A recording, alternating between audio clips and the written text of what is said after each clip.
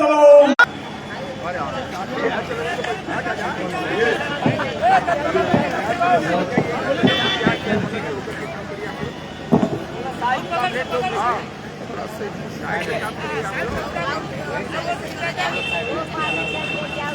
Side में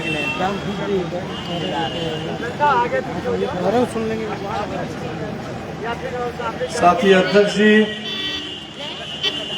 इस मंच पर मौजूद अभी अभी जेल से बाहर आए हमारे उत्तर प्रदेश के राज्य सचिव सुधाकर जी, मिर्जापुर की जिला सचिव जीरा भारती जी, पार्टी के तमाम अन्य नेतागण, इस मंच पर उपस्थित यहाँ के नागरिक समाज के प्रतिनिधि,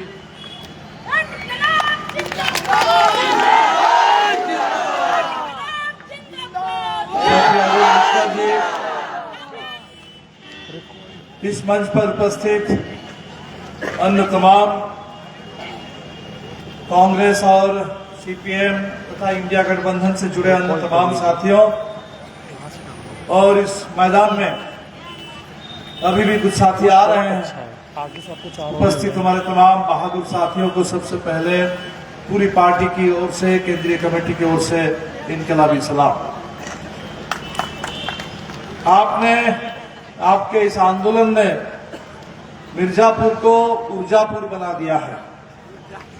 आपके इस आंदोलन ने पूरे पूर्वांचल में, मुझे लगता है कि आप बुलडोजर राज के खिलाफ गरीबों के अंदर, किसानों के अंदर, मजदूरों के अंदर नई ऊर्जा का संचार कर दिया है। और इसीलिए सबसे पहले तेंदुआ खुर्द के उन तमाम बहादुर ग्रामीणों का, और खासकर हमारे जो साथी अभी जेल में इनके दमन को झेलते हुए बाहर आए हैं, उन साथियों को लाल सलाम। इस पूरे आंदोलन की ऊर्जा आप इसको फैलाइए पूरे उत्तर प्रदेश में। सुबह मैं जब आया, मैंने देखा कि यहाँ एक लगा हुआ है सरकार का प्रचार। मोदी जी और योगी जी की फोटो है और लिखा हुआ है कि उत्तर प्रदेश की पहचान हर गरीब को पक्का मकान। अब कितने बड़े झूठ है। कभी मोदी जी ने कहा था कि 2022 तक पूरे हिंदुस्तान में सबको पक्का मकान मिल जाएगा। आजादी के जब 75 साल पूरे होंगे 2022 में, सबको पक्का मकान। और अब पूरे उत्तर प्रदेश की पहचान क्या कि उत्तर प्रदेश में बुलडोजर चल रहा है, बुलडोजर राज चल रहा है। लेकिन आपने अब ये साबित कर दिया है कि इसे बुलडोजर नहीं चल रहा है। बुलडोजर के खिलाफ अब लाल झंडा लड़ रहा है। और ये भाकपा माले के आंदोलन की जो ताकत है बुलडोजर के खिलाफ, इसको ले जाइए। क्योंकि ये बुलडोजर, मोदी जी ने कहा था, योगी जी ने कहा था कि माफिया के खिलाफ चलेगा, कि माफिया राज को मिटाएंगे। अब हमको तो दिख रहा है कि बुलडोजर कहाँ चल रहा है।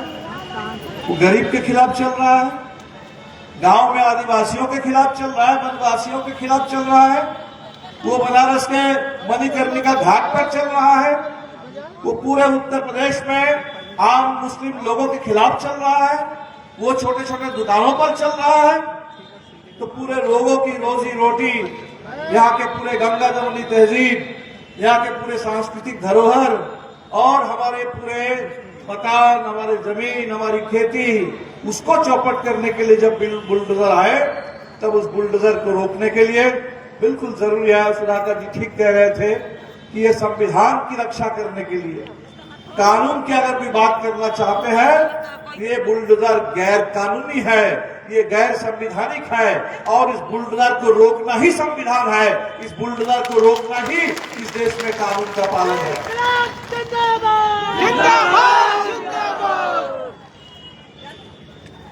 आपने बिल्कुल संविधान के आधार पर, कानून के आधार पर अपने अपनी बातें रखी थी। मैं तो सुन के हैरान हुआ कि यहाँ क्या चल रहा है। आप तहसील में बात करते हैं, तहसीलदार कहती हैं कि नहीं, आपकी बातों में दम है, हम लोग वार्ता कराएंगे। और किसी को उजारा नहीं जाएगा, उजारा नहीं जाएगा।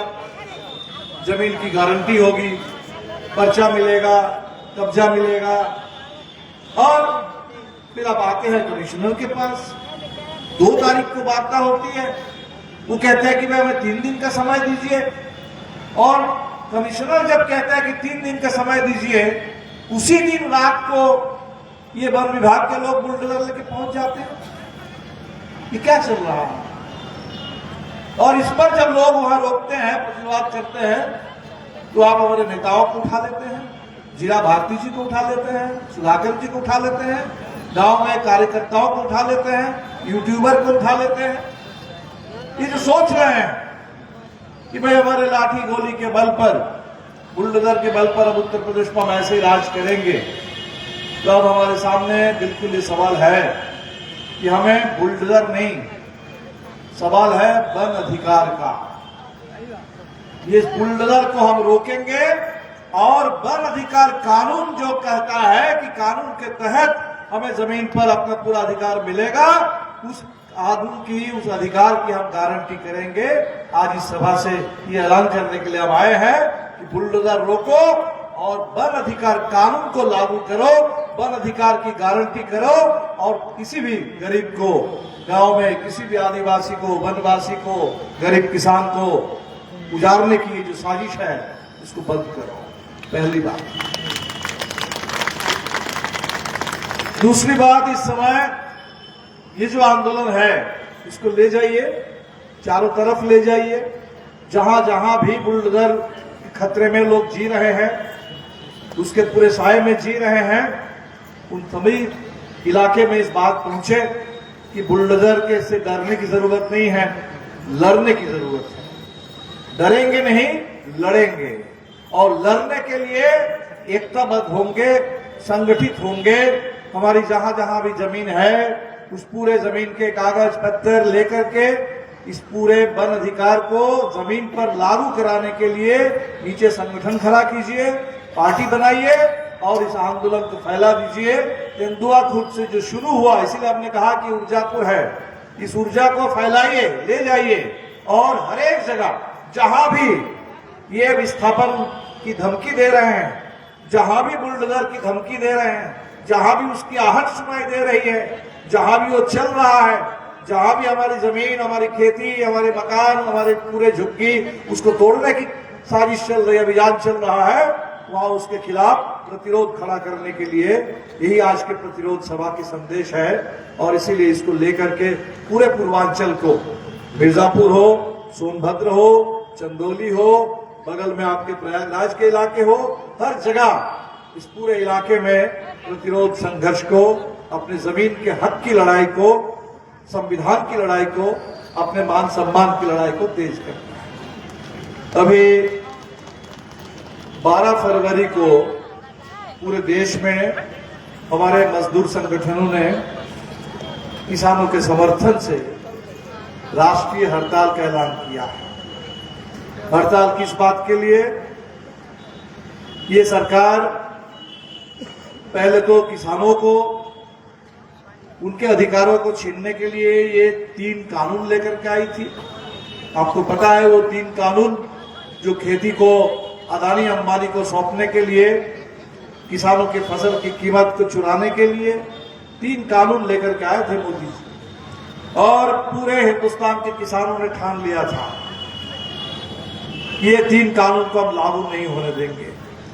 और दिल्ली में चाहे वो पंजाब के लोग हो, हरियाणा के लोग हो, पश्चिमी उत्तर प्रदेश के लोग हो, साल भर लोगों ने डेरा डाल दिया दिल्ली की सीमा पर और ऐसा आंदोलन खड़ा किया पूरे हिंदुस्तान के आम लोगों के समर्थन से कि मोदी जी को पीछे हटना पड़ा, वो 3 कानून वापस लिए। इसी तरह आज पूरे देश के मजदूर कह रहे हैं, ये जो 4 श्रम कोड अब लेकर के आए हो, ये 4 श्रम कोड हिंदुस्तान के मजदूरों के पास जो अधिकार थे, उन अधिकारों को अब छीनने की साजिश कर रहे हैं।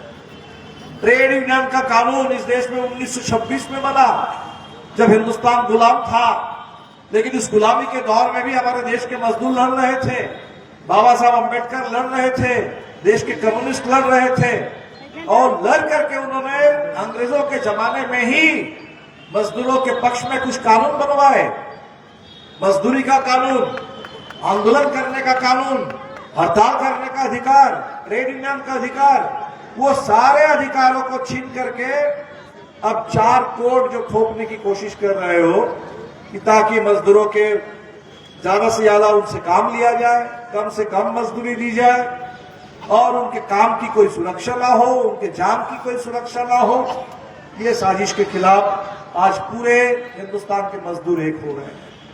और ऐसे ही दौर में जो एक मनरेगा कानून हमारे लिए बने थे, आपको याद है कि जिस समय ये वन अधिकार कानून बना 2006 में, उसी दौर में हिंदुस्तान के मजदूर आंदोलन, गरीबों के आंदोलन, किसानों के आंदोलन, उसके दबाव में ये कानून बने थे कि साल में 100 दिन आपको रोजगार की गारंटी मिलेगी। हम लोग लड़ रहे थे कि इस कानून को और मजबूत करो, 100 दिन नहीं, कम से कम 200 दिन काम की गारंटी करो, मजदूरी बढ़ाओ ताकि कम से कम 600 रुपए आज के इस महंगाई के दौर में अगर एक दिन काम करेंगे तो उसके एवज में हमें कम से कम 600 रुपए की मजदूरी मिले। किसान लड़ रहे थे कि भाई इसको खेती से जोड़ दो, इस मनरेगा कानून को खेती से जोड़ दो। क्यों? किसानों ने कहा कि भाई हमें आप जो ये सम्मान के नाम पर कुछ पैसे देते हो चुनाव से पहले, वो हमें नहीं चाहिए। हमें तो चाहिए कि हमारे फसल की सही कीमत मिले और खेती का जो हमारा खर्च बढ़ रहा है, इस खर्च का एक हिस्सा सरकार उठाए, मनरेगा के तहत मजदूरों को पैसा दे। तो किसान कह रहे थे कि खेती को मनरेगा के साथ ले आओ, मनरेगा के मार्फत ले आओ। इन्होंने क्या कहा? मनरेगा को खत्म कर दिया। कह रहे कि खेती के समय में कोई रोजगार गारंटी कानून नहीं होगा, वो किसान अपना समझे। और गांव के गरीब उनके लिए नया कानून लेकर के आए, कहते हैं कि विकसित भारत ग्रामजी कानून। ग्रामजी तो कब बनेगा भारत विकसित? 2047 में। 2022 में पक्का मकान बोल रहे थे, वो पक्का मकान का क्या हुआ आप देख रहे हैं। अब हमें समझबाग दिखा रहे हैं कि 2047 में भारत विकसित होगा। अच्छी बात है, भारत विकसित होगा, लेकिन गांव का क्या होगा? वो जो ग्रामजी कानून, विकसित भारत ग्रामजी कानून, वो ग्रामजी कानून क्या कहता है? वो ग्रामजी कानून कह रहा है कि भाई जिस समय खेती का काम चलेगा उस समय कानून नहीं चलेगा। और ये कानून कहाँ लागू होगा, कब लागू होगा, क्या मजदूरी मिलेगी, कौन किनको काम मिलेगा, किनको नहीं मिलेगा, ये तय कहां से होगा? ये सब दिल्ली में बैठ करके तय हो। अब ये कानून तो बना था गांव के लिए, वो हक तो मिला था पंचायत को, राज्य सरकार को, तो नीचे के सरकारों को, पंचायतों को कोई हक नहीं, लोगों को कोई हक नहीं। दिल्ली में बैठ करके वो तय करेंगे। और इसीलिए देश के खेत मजदूरों ने, ग्रामीण मजदूर संगठनों ने भी कहा कि हमें वो मनरेगा को और मजबूत बनाओ, हमें मजबूत मनरेगा चाहिए, हमें ये विकसित भारत, ये ग्रामजी कानून ये मंजूर नहीं है। और इसीलिए अब 12 फरवरी को वो 4 लेबर कोड के खिलाफ और ये ग्रामजी कानून की जो साजिश है इसके खिलाफ पूरे बिहार के, पूरे यूपी के, पूरे देश के गांव के मजदूर, शहर के मजदूर, जो हमारे आशा कर्मी हैं, जो मिड डे मील की कर्मी हैं, जो पूरे ठेका मजदूर हैं, जो संगठित मजदूर हैं, सारे मिल करके 12 तारीख को राष्ट्रीय हड़ताल का ऐलान किया है। तो आज हम लोग यहाँ से ये संकल्प लेकर के, संदेश लेकर के जाएंगे कि 12 फरवरी उत्तर प्रदेश के गांव से लेकर के शहर तक हर जगह मजदूर किसानों की पूरी एकता के बल पर इस हड़ताल को हम लोग सफल बनाएंगे। और ये 4 श्रम कोड और ये जो पूरे ग्रामजी कानून, इस साजिश को हम लोग यह पूरे उत्तर प्रदेश में इसको नाकाम करेंगे। ये जो जमीन आपसे छीनने की कोशिश हो रही है, ये जमीन का होगा क्या? सरकार क्या चाहती है? अब उस जमीन के पीछे कौन है? अब भूमाफिया की नजर लगी। भूमाफिया को जमीन चाहिए, अदानी को और जमीन चाहिए। वो कह रहे हैं कि हम वहां पेड़ लगाएंगे, वहां जंगल काट रहे हैं पूरे देश में, लेकिन मोदी जी ने कहा कि मां के नाम, एक पेड़ मां के नाम। तो गरीबों को उजाड़ करके, वन अधिकार कानून की धज्जियां उड़ा करके, जंगलों को काट करके, उन जंगलों को अदानी के हाथ में सौंप करके सारे जंगल काटे जा रहे हैं। पूरे छत्तीसगढ़ में जहां इन्होंने माओवादी हटाओ, माओवादियों की हत्या करने का नारा दिया, माओवादियों की हत्या कर दी ऑपरेशन कागार के तहत, सारे जंगल अब काट करके वहां सब दे रहे हैं अदानी को, बड़े बड़े पूंजीपतियों को। तो पूरे देश में जंगल काटने का काम कर रहे हैं और यहाँ कह रहे हैं कि हम पेड़ लगाएंगे। पेड़ लगाने के लिए, नए सिरे से जंगल बनाने के लिए हम कर रहे हैं गरीबों के खिलाफ। हमारे एक साथी ने बिहार की चर्चा की। बिहार में जब चुनाव हो रहे थे तो उस समय काफी हल्ला हुआ कि महिलाओं को 10-10 हजार रुपए दिया जा रहा है, 10,000। लेकिन उसी दौर में महिलाओं के साथ क्या हुआ तो मैं आपको बाद में बताता हूं। लेकिन उसी समय में भागलपुर जिले के पीरपैंती में 1000 से ज्यादा एकड़ की जमीन वो अदानी को दे दी गई, 1 रुपए के सालाना लीज पर। और वहां सिर्फ जमीन नहीं, जमीन है, गांव है, लोग हैं, उनके घर है, खेती है, पेड़ लगे हुए थे, लाखों पेड़, आम के, लीची के, बहुत सारे पेड़ लगे हुए हैं, वर्षों पुराने पेड़, सारे पेड़ काट करके सब अदानी के लिए। और यहाँ कहते हैं कि हम पेड़ लगाएंगे। वो जो 10,000 रुपए का खेल इन्होंने खेला, अब तो बिहार की महिलाएं कह रही कि भाई चुनाव से पहले 10,000 और चुनाव के बाद बुलडोजर। जहां जहां 10-10 हजार रुपए देकर के वोट ले लिया गया, सब जगह बुलडोजर पहुंच रहा। चुनाव से पहले 10,000 और चुनाव के बाद पूरे बिहार की लड़कियां, बिहार की बेटियां परेशान हैं। हिंसा, हत्या, बलात्कार, पूरा बिहार में उस तरह का माहौल बना दिया। उत्तर प्रदेश में भी चुनाव भी आएगा 1 साल बाद, उसकी भी तैयारी करनी होगी। ये बुलडोजर राज आखिर कब तक चलेगा? सरकार अगर उनकी होगी तब तो बुलडोजर चलता रहेगा। इसीलिए बुलडोजर की सरकार को भी सिर्फ बुलडोजर को रोकना नहीं, बुलडोजर की जो सरकार है उस सरकार को भी पूरे गद्दी से हटाने के लिए संकल्प लेना होगा कि बुलडोजर के संकल्प, बुलडोजर की सरकार को चलने नहीं देंगे। ये लाठी गोली की सरकार, ये बुलडोजर विस्थापन की सरकार, इस सरकार को गद्दी से हटाओ। इसके लिए तैयारी करनी होगी अभी से, बिना देर किए। पूरे उत्तर प्रदेश में SIR हो रहा है, SIR हो रहा है। पहले क्या होता था? पहले इस देश में मतदाता सूची होती थी, मतदाता मतदान करते थे, वोट डालते थे, सरकार को चुनते थे। अब इन्होंने उल्टा नियम बनाया। इन्होंने बनाया कि आप हमको क्या चुनिएगा, हम आपका चुनाव करेंगे। ये कह रहे कि हम चुनाव करेंगे, कौन मतदान करेगा, कौन नहीं करेगा, कौन किसका नाम रहेगा, किसका नाम नहीं रहेगा, ये चुनाव आयोग ने कहा कि हम चुनाव करेंगे इसका। अब क्या कर रहे हैं?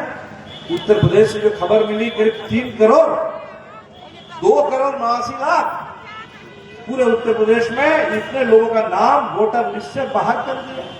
बिहार में जब चुनाव हुआ, हमने देखा कि करीब 70 लाख लोगों का नाम मतदाता सूची से बाहर कर दिया।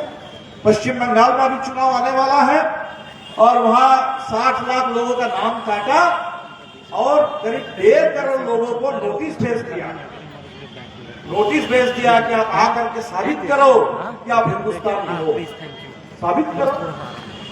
गांव के गरीबों से कह रहे हैं कि आके साबित करो, ये कागज दिखाओ। जमीन नहीं, जमीन का कागज कहां से कौन दिखाएगा? मकान नहीं है तो मकान का कागज कौन दिखाएगा? स्कूल आपने कभी जाने नहीं दिया, पढ़ने नहीं दिया, अब कह रहे हैं कि स्कूल का डिग्री लेकर के आओ। ये कागज पत्र मांग रहे हैं और कागज के नाम पर लाखों में, करोड़ों में लोगों का नाम वोटर लिस्ट से काट रहे हैं। इस समय हमें अभी 26 तारीख गया, गणतंत्र दिवस था। गणतंत्र दिवस में हम संकल्प लेते हैं कि भाई ये देश संविधान के आधार पर चलेगा और संविधान ने कहा कि हिंदुस्तान एक धर्मनिरपेक्ष, समाजवादी, एक लोकतांत्रिक, संप्रभु गणराज्य होगा।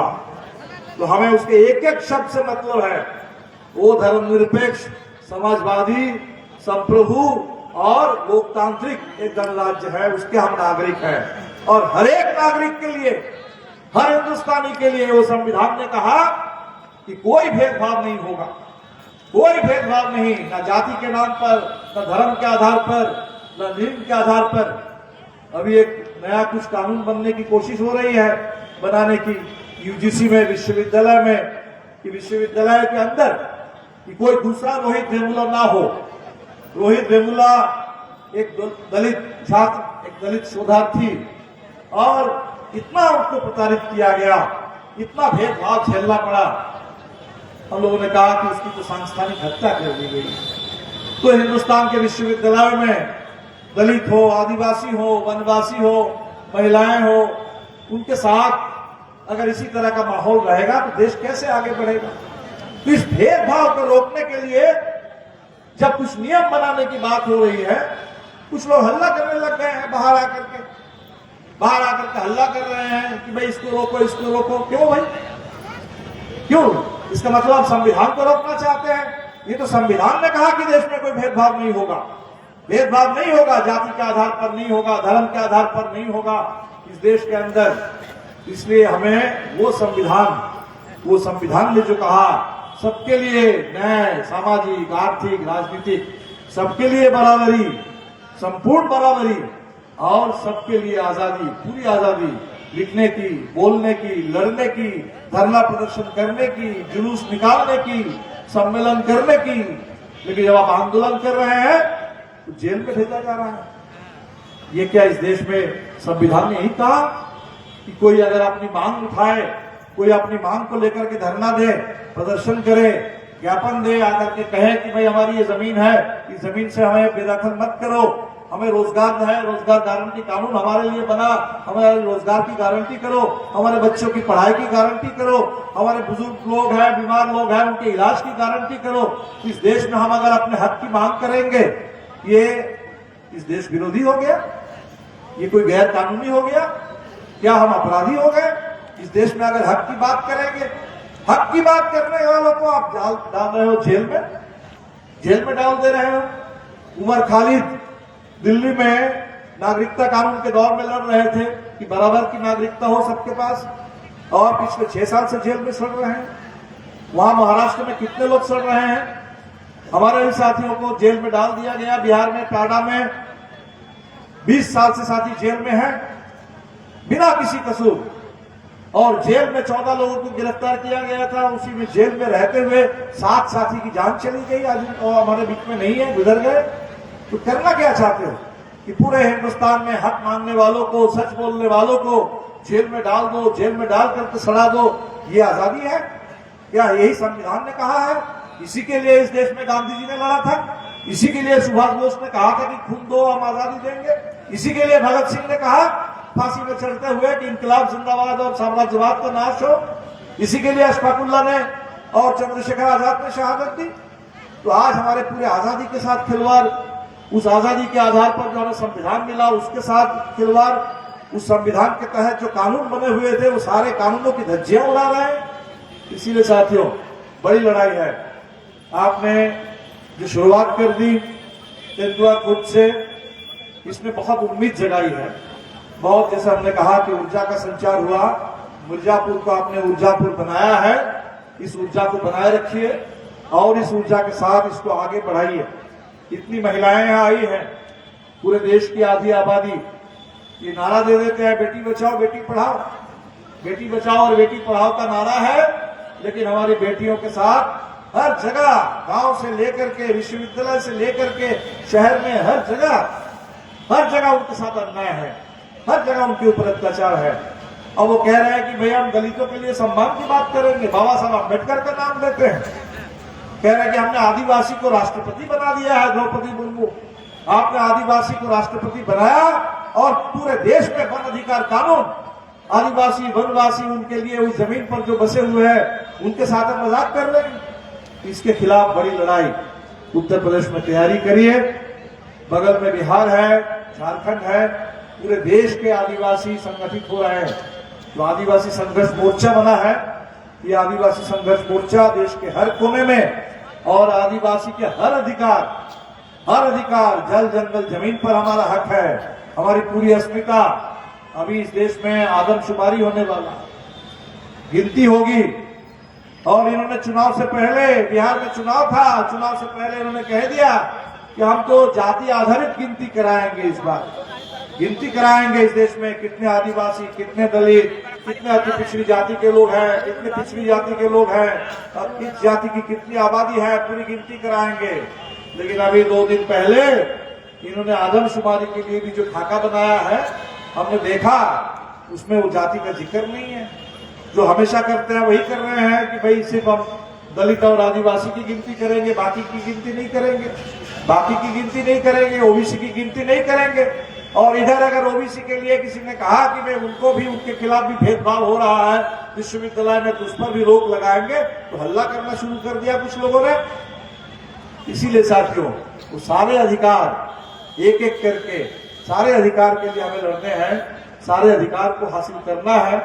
एक बड़ी अच्छी शुरुआत आपने की, और जो जीरा जी ने कहा, जो हमारे तमाम साथियों ने कहा कि अगर इन्होंने ये सोचा था, अगर ये सोचा था कि डरा दो, नेताओं को गिरफ्तार कर लो, जेल में डाल दो, बुलडोजर चला दो, तो लोग डर जाएंगे, तो डर का ही पूरे देश में साम्राज्य कायम होगा। हम डरने वाले लोग नहीं हैं। ये आजादी के आंदोलन ने भी साबित किया। भगत सिंह के जमाने से, अशफाकुल्लाह के जमाने से, 1857 के दौर से इस देश के लोगों ने कहा कि हम डरने वाले लोग नहीं हैं, हम तो लड़ने वाले लोग हैं। हम लड़ेंगे, जहां भेजोगे वहां लड़ेंगे, जहां तुम्हारे बुलडोजर के आगे खड़े होकर के लड़ेंगे, जेल में भेजोगे जेल में जाकर के लड़ेंगे, जहां भेजोगे। ये मुल्क हमारा है, ये जमीन हमारी है, ये पूरी जिंदगी हमारी है, ये देश हमारा है। इस देश में हम छोड़ेंगे नहीं, हम लड़ेंगे, और तब तक, जब तक इसको तोड़ेंगे नहीं, तब तक छोड़ेंगे नहीं। ये पूरा हिंदुस्तान ने इस समय तय कर लिया है। तो इस लड़ाई को और एक तरफ कीजिए, मजबूत बनाइए, पूरे उत्तर प्रदेश के हर कोने में इस बात को ले जाइए।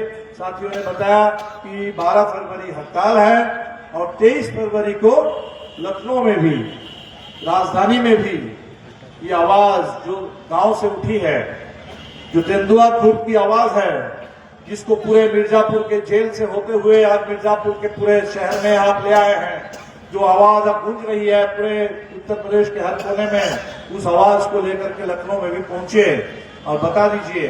बजट सत्र होगा, ये विधानसभा में बात होगी बड़ी बड़ी, वो बात किसी के काम की बात नहीं है। पुनः तो आशा, पूरे उत्तर प्रदेश में हमारे आशा कर्मी लड़ रही है, हड़ताल कर रही है। बहुत सीधी सी उनकी मांग है कि भाई हमारा जो हम काम करते हैं उस काम का सम्मान करो, उस काम का सही हमें काम दो। हम सरकार के लिए काम करते हैं तो सरकार भी हमारे लिए काम करे, और हमें सरकारी काम उसको दर्जा दे सरकारी कर्मी का, इसके लिए लड़ रहे हैं। हमारे बहुत सारे जातियों का जो कह रहे हैं कि हमें अनुसूचित जनजाति का, यहाँ गौड़ जाति के लोग हैं, उनको अनुसूचित जनजाति का बिल्कुल प्रमाण पत्र दिया जाए। ये सारी जो मांगे हैं हमारे जातीय पहचान के साथ खिलवाड़ मत करो, छेड़छाड़ मत करो, गिनती करो ठीक से। तो इन मांगों को लेकर के 23 तारीख को लखनऊ भी पहुंचिए और आंदोलन की तैयारी कीजिए। पूरी पार्टी की ओर से, बिहार के साथियों की ओर से, झारखंड के साथियों की ओर से, बंगाल के साथियों की ओर से, पूरे देश के, पंजाब के साथियों की ओर से, सबकी ओर से, मिर्जापुर के साथियों को, तेंदुआ खुर्द के हमारे बहादुर साथियों को, आप तमाम साथियों को लाल सलाम। और इस पूरे ऊर्जा को, पूरे पार्टी को, पूरे देश में इसको फैलाइए। इसी के साथ मैं अपनी बात खत्म करता हूं, और आपके इस आंदोलन में पूरे तरह से साथ देने के लिए पूरे हिंदुस्तान में आपने सुना, यहाँ हमारे अरुण मिश्रा जी ने कहा कि आपने एक बिजली चमकाने का काम किया। आपके इस आंदोलन में बहुत सारे लोग जो देखना चाह रहे थे कि भाई ये जो बुलडोजर चल रहा है, कोई तो खड़ा हो जाए इस बुलडोजर के आगे, कहीं से तो कोई बात निकले। वो बात अब निकली है, वो बात जो निकली है वो दूर तक जाए। वो जो आप खड़े हो गए बुलडोजर के आगे, पूरे उत्तर प्रदेश में लोग खड़े होंगे, वो तराई में भी खड़े हो जाएंगे, वो बनारस में भी खड़े हो जाएंगे, वो दुकान को बचाने के लिए भी, वो मंदिर को बचाने के लिए भी, मूर्तियों को बचाने के लिए भी, स्कूल को बचाने के लिए भी, और मतदाता सूची में अपना नाम और अपने हक को बचाने के लिए भी लोग खड़े होंगे। इसी के साथ आप तमाम साथियों को फिर एक बार लाल सलाम, इंकलाब जिंदाबाद। कॉमरेड दीपांकर भट्टाचार्य को लाल सलाम, कॉमरेड दीपांकर भट्टाचार्य को लाल साथियों, अध्यक्षीय भाषण होगा। अध्यक्ष आदिवासी संघर्ष मोर्चा के जो प्रदेश के संयोजक हैं सुरेश जी अपनी बात रखेंगे।